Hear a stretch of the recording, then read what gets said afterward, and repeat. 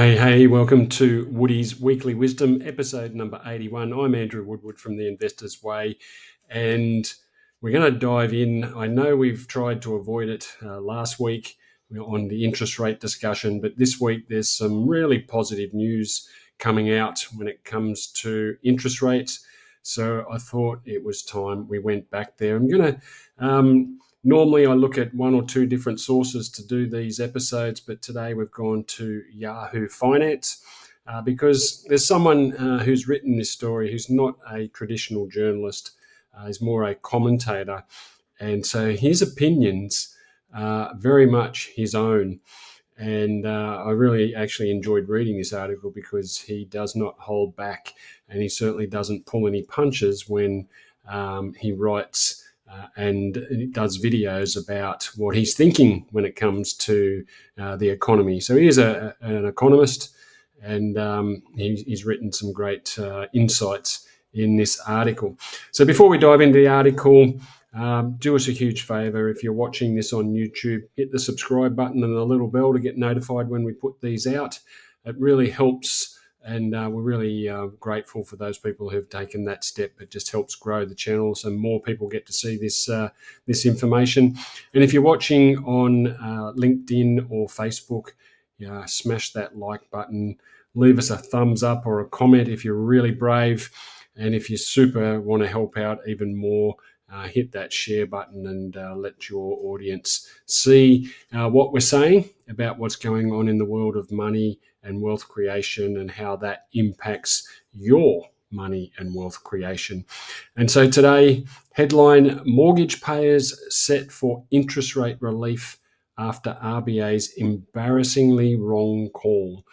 Save $385 a month. So as I said, he doesn't pull any punches, Stephen Koukoulas, and an embarrassingly wrong call for the RBA is probably not something that the RBA wants being said about them. But there you have it, an embarrassing wrong call, and I'll show you what that is as we go through. So what Stephen's saying here is that we've all been struggling, all mortgage holders have been struggling with the interest rates the way they are, and this almost belligerent target of the RBA to get inflation into their target range of 2 to 3%. And even when it got in there, having reasons to look at other numbers to prevent them from cutting interest rates. And so the December economic data has come out, and Stephen is declaring that it is victory against the battle of inflation.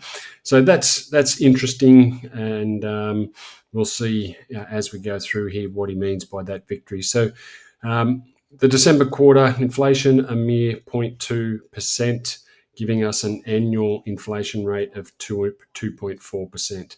And so 2.4, it's even below the midpoint of the desired range. And so you can start to think that if we're in that desired range and we're heading towards the bottom of that range, we should be well and truly looking at interest rate cuts. But then he goes on to talk about the trimmed mean, and that's a new, measure that the RBA started leaning on last year as to why they couldn't cut rates, because the trimmed mean number wasn't in the target range. And so that eased to a 3-year low of 0.5% in the quarter, giving an annualized rate of just 2.0%. So now you can start just with those numbers to see we're getting a very positive message about what's happening with inflation. And then he talks about how they don't normally use monthly data, but it is something that can suggest where the turning points are. And in this case, for December, inflation came in at 2.5 and the trim mean at 2.7. All very good. And then even here, I'm not going to go into this article, but now you've got Westpac, CBA, ANZ, all suggesting that a rate cut should come at the February meeting on the 17th and 18th of February. So more and more people are getting behind the cut decision. And so we'll see if that pressure that's being applied to the RBA results in them taking some action. And so we're talking here. He's saying that the RBA doesn't normally forecast inflation on a monthly basis, but the trim mean inflation rate for the December quarter was 3.4, which, as it turns out, was the embarrassingly wrong number, because they had to adjust it, and it came in much, much lower. And so that's not going to sit well for a lot of people. Getting the data wrong and then making decisions on wrong data never helps anybody. So then, moving past that, it's almost like Stephen has concluded at this point that an interest rate cut is a certainty, and well, he should, because realistically, like we've been saying on these videos for some time, we should have seen rate cuts last year, but the RBA withheld any relief. And now they're in a position where I think they're almost going to be obligated to give us those cuts. But Stephen, in this part of the article, moves on to talk about, well, how far will rates fall in 2025? And he's talking here that we're going to move into a cutting cycle, which means a series of interest rate cuts throughout 2025 and possibly even into 2026. And uses the analogy about cockroaches, that interest rate cuts are like cockroaches. There's never just one of them. And if you remember back to about this time last year, I talked about how the RBA has a long history of overshooting the runway, both on the way up and on the way down. So they'll increase rates too far and not wait for data to suggest that it's done its job. And on the way down, they will often go too low without waiting for the data to confirm it's done what it needs to do. And then they're playing catch up and trying to fix a problem that is of their own making. So anyway, multiple cuts to come. And he's suggesting that that the money markets have effectively factored in that we're going to get between 75 and 100 basis points, or 0.75% or 1 full percent cut in rates in this cycle, and potentially even going more than that. And we've got supporting data. This is what we've always been looking for and crying out about, is the supportive data. It's not just about inflation. We need to also see what's happening with the labour market, what's happening with wages. And initially, as rates were going up, their fear was that, or as inflation was going up, that there would be a demand for wage increases, and that never materialised. And so wages have been behaving. They're rising a little bit, but that's what you would expect in a market where interest rates have been so high for so long. And so all of the data is now pointing in the right direction in terms of rate cuts. And it does some maths here for you. So a $500,000 mortgage holder is going to get a $96 a month reduction in their payments with just a 25 basis point cut, which is fantastic. And so then if you extrapolate that out to 4 interest rate cuts of 25 basis points, that's $385 on a mortgage of $500,000. So $385 a month. Nobody will be sneezing at that. And given that there's a large number of people that have mortgages significantly higher than that, there's lots of cash that is going to be freed up to enable people to at least deal with the cost of living rising in so many places.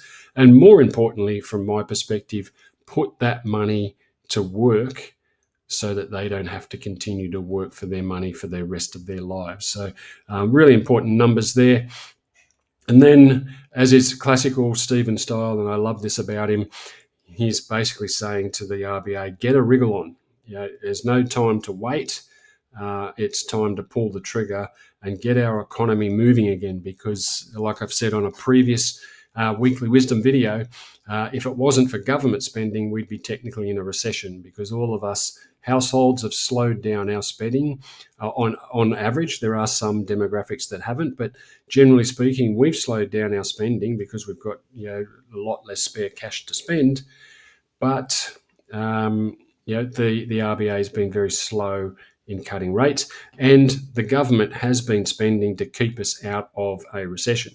So we need to invigorate the economy, and the best way to do that is to start cutting some rates. Their other fear, obviously, is that the commodity prices, they have been one of the things contributing to inflation because of Chinese demand. So we're always going to have our eye on the Chinese economy. That's not going to change today, tomorrow, or next year. We're always going to be looking at what's going on there. And the signs have been pretty good out of China as well. So it's time. The case has been made. Stephen's done it very well here. And I think for some time now on these weekly wisdom videos, we've been asking for the RBA to act. And last little point here is that if we do get a 100 basis point cut over the next 12 to 18 months, that will bring us down to what is described as a neutral interest rate environment. So that means it's where the economy can grow, inflation's under control, costs are under control, and everybody's living in some form of harmony. And so that's a long way to go, 3 or 4 cuts depending on how aggressive they are. And so that would be the desire is to get back to that neutral zone as quickly as possible without causing a reaction in the costs of living and inflation. But I have been saying to anybody that will listen that I don't see, and this is one of their big fears, is that the property market will take off. People have extra money, so they'll have extra borrowing power, and therefore they'll drive property prices higher. We're already in a property market where there's a shortage of supply and so forth, and there's a squeeze effectively.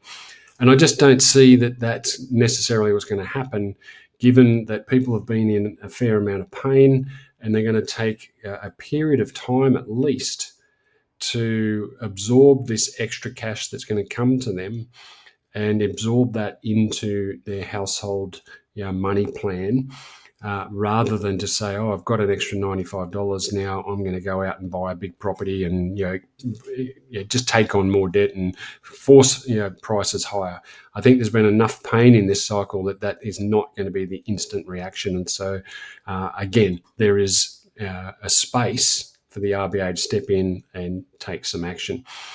So a great explanation of why there is all the measures and all of the reasons to cut interest rates. And like I was just describing, if those interest rates do come, we want to see people that are listening to these videos and our clients and community not necessarily rush out and spend that money on items that could just lead to further delays in interest rate cuts. I highly recommend that you look at your money plan for your household income and expenses and utilize that freed up money to take some pain out of your money plan if there's been some pain there. And if there's any more available after you've taken the pain out, put that money to work for you. Get that money invested either in debt reduction strategies, investing strategies that will grow your wealth, so that by the time the next cycle of interest rate increases comes around, whenever that may be, you're in a far stronger financial position. And that way, we get to be a whole lot more free of these interest rate rises. I have to say the last 18-month interest rate rises have been the least impactful on my financial scenario because we just aren't as debt laden as we used to be. And as a result, that has freed us from a lot of the pain that others are suffering from. And so that's a solution that I want for you. So if you're watching these videos and you're anticipating some additional cash to be available when these interest rates come, then reach out. Let's talk about what you can do with that cash and how you can use it to put yourself in a better position next time these interest rate cycles turn around. It will happen. And also just in terms of having a plan for your retirement. that enables you to have the lifestyle that you want. That's what we want from these videos. We want people to take the information we're sharing, use it, apply it to your scenario, and create a better financial outcome for your retirement. Hopefully that was helpful. Love to hear your thoughts. Leave us a comment wherever you're watching, and I'll see you again next week for another Woody's Weekly Wisdom. That's episode 81, and we'll see you again next week. Cheers.